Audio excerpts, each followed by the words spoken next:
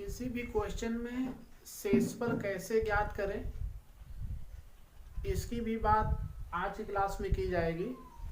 जानकारी के लिए आपको मैं बता दूं कि पिछले क्लास में शेषफल कैसे ज्ञात करें विधि सेकंड में इसकी बेसिक जानकारी दी गई थी, जिसमें आपको बताया गया था कि यदि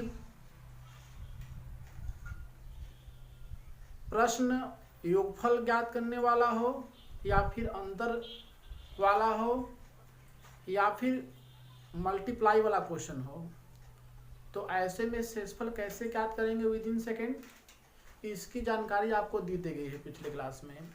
यदि आपने पिछली क्लास को नहीं देखा है तो टारगेट विद राम चैनल पर आप जा करके आप उस क्लास को देख सकते हैं।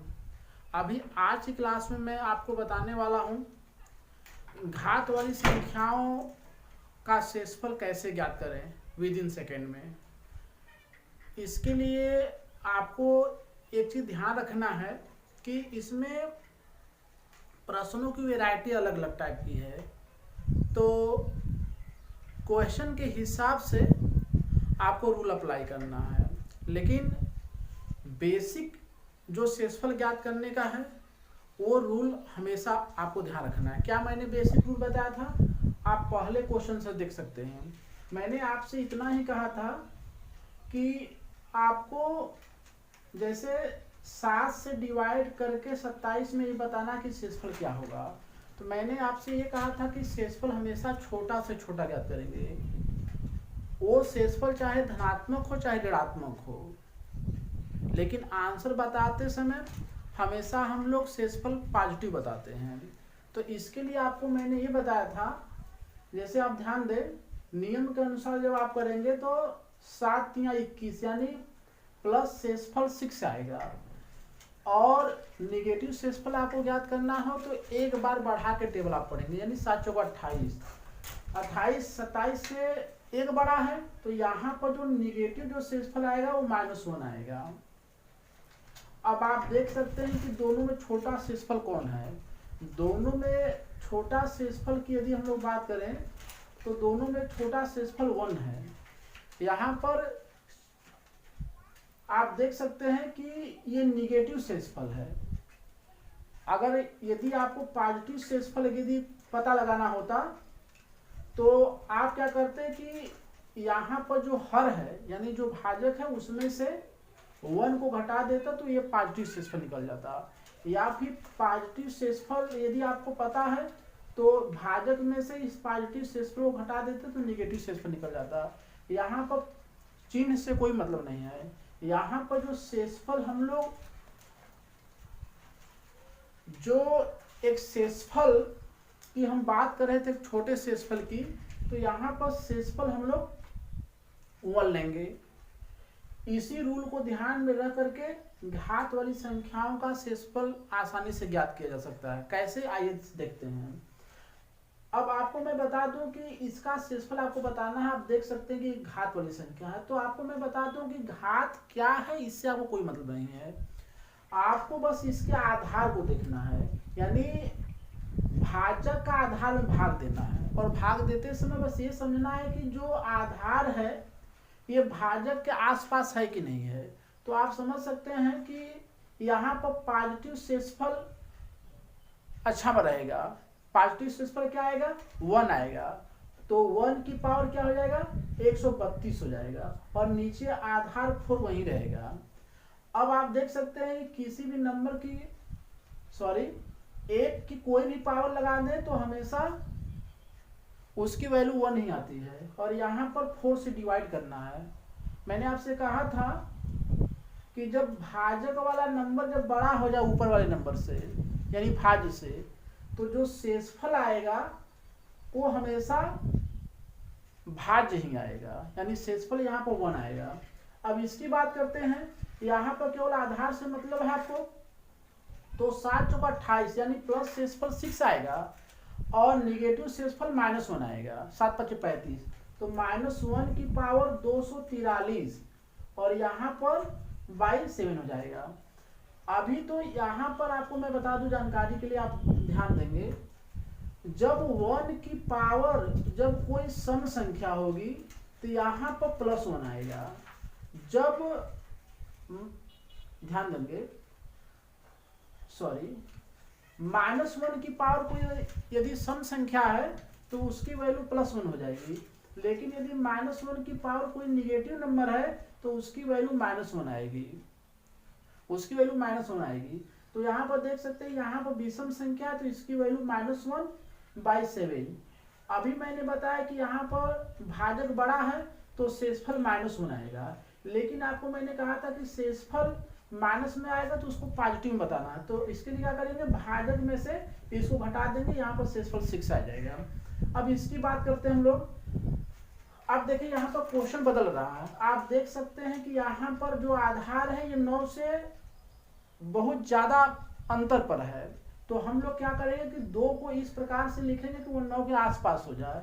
तो इसके लिए क्या करेंगे कि ये जो 2 की पावर 33 है, इसमें से 3 2 हम लोग निकाल देते हैं, क्योंकि 3 2 निकालने का मतलब 8 हो जाएगा जो 9 के आसपास हो जाएगा। तो कितना बचेगा, तो यहाँ पर 2 की पावर 30 बच जाएगा, 2 की पावर 30 बच जाएगा। आप ध्यान देंगे, 2 की पावर 30 बच जाएगा, तो यहाँ पर बाई 9 हुआ। अब ध्यान देंगे, यहाँ पर क्या हुआ, 8 और यहाँ पर 2 की पावर 30 हुआ और बाई 9। अब देखिए यहाँ पर जब हम लोग डिवाइड करेंगे तो यहाँ पर -1 आएगा, यानी आप समझ सकते हैं -1 की पावर 30 और -1 की पावर 30 बाई 9 हुआ। अब अभी मैंने बताया -1 की पावर अगर सम है तो 1 आ जाएगा यहाँ पर बाई 1, और ऐसी स्थिति में यहाँ पर शेष क्या हो जाएगा, यहाँ पर शेष 1 आएगा।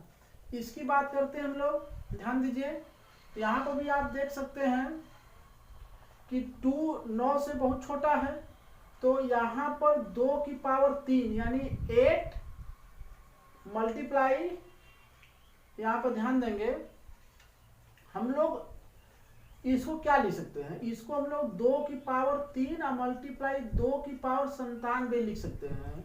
आपको पता होगा कि आधार बराबर होता तो घात जोड़ देते हैं, यहाँ पे क्या जाएगा 9।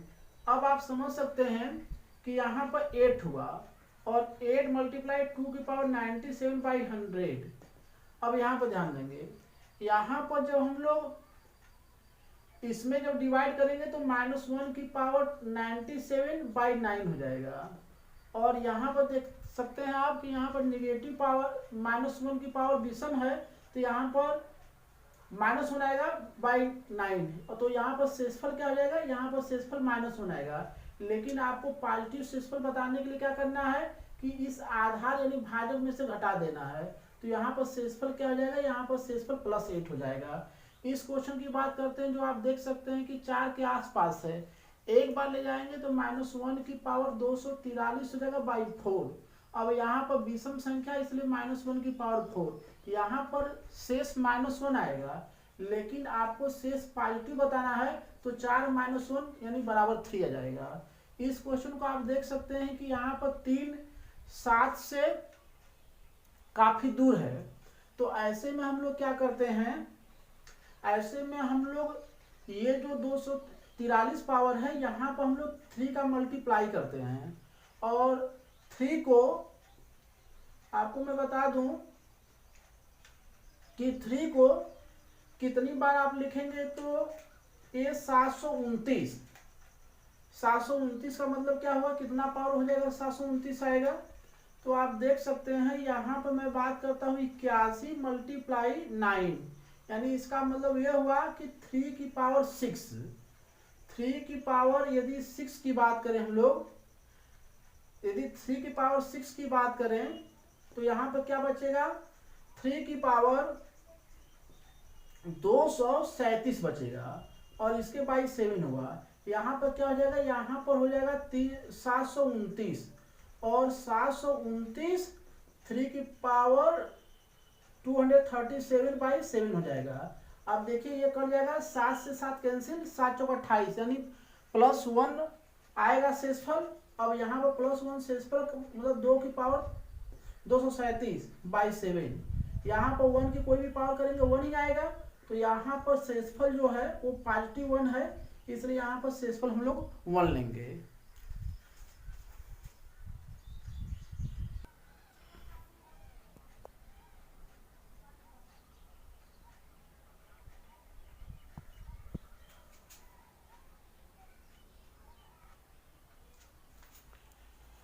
आइए कुछ खास क्वेश्चन की बात करते हैं। कभी कभी कुछ ऐसे क्वेश्चन होते हैं जिसमें आधार काफ़ी कॉम्प्लिकेटेड होता है, यानी बहुत बड़ा होता है। तो ऐसे में हम लोग क्या करते हैं कि आधार का पहले फैक्टर यानी गुणनखंड ज्ञात करते हैं। तो 500 का गुणनखंड जब आप ज्ञात करेंगे तो आप समझ सकते हैं कि इसका हम लोग एलसीएम निकालेंगे, और एलसीएम जब निकालेंगे तो आप देखिए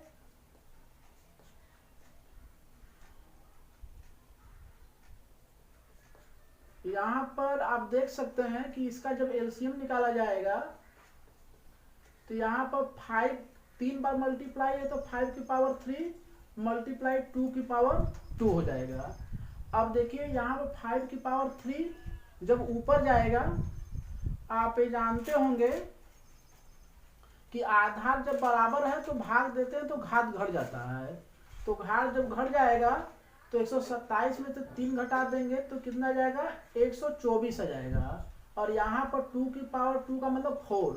अब यहाँ पर 4 का 5 में जब डिवाइड करेंगे तो यहाँ पर शेषफल 1 आएगा, और 1 की पावर 1 है 25/4। अब 1 की चाहे कितनों ही पावर लगाएंगे 1 ही आएगा, 1/4। और 1/4 का मतलब आप समझ सकते हैं कि यहाँ पर शेषफल 1 आएगा। अब हम लोग इसकी बात करते हैं, 400 की बात करते हैं। 400 का भी आप क्या करेंगे कि आप एलसीएम निकाल लेंगे, और जब 400 का आप एलसीएम निकालेंगे तो आप समझ सकते हैं कि 25 चौका 100 यानी 7 की पावर 512। 25 चौका 100 मतलब 5 मल्टीप्लाई 5, और 25 चौका 100 और 100 चौका 400। तो यहाँ पर 25 चौका 100 यानी 2 मल्टीप्लाई 2, और यहाँ पर 25 चौका 100 100 चौका 400, यानी यहाँ पर देख सकते हैं क्या आएगा। यहाँ पर देखिए 7 की पावर 512 बटा, आप देख सकते हैं यहाँ पर आप देख सकते हैं यहाँ पर 5 की पावर 2,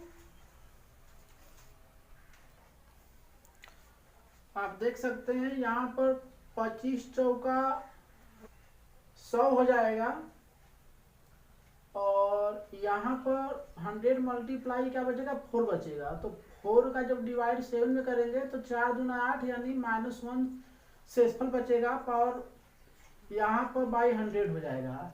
माइनस की पावर सम संख्या, इसलिए वैल्यू 1 हो जाएगी बाई 100। अभी मैंने बताया कि ये भाजक बड़ा है, इसलिए यहाँ पर जो फाइनली जो शेष आएगा ये अंश वाला ही नंबर आ जाएगा।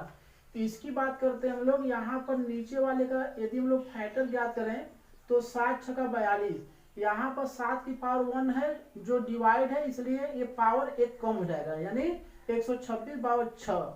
यहाँ पर 6 का डिवाइड जब 7 में करेंगे तो शेषफल 1 आएगा। 1 की पावर 1 26/6, इसकी वैल्यू 1 हो जाएगी 6, और यहाँ पर जो फाइनली जो शेष आएगा वह 1 आएगा।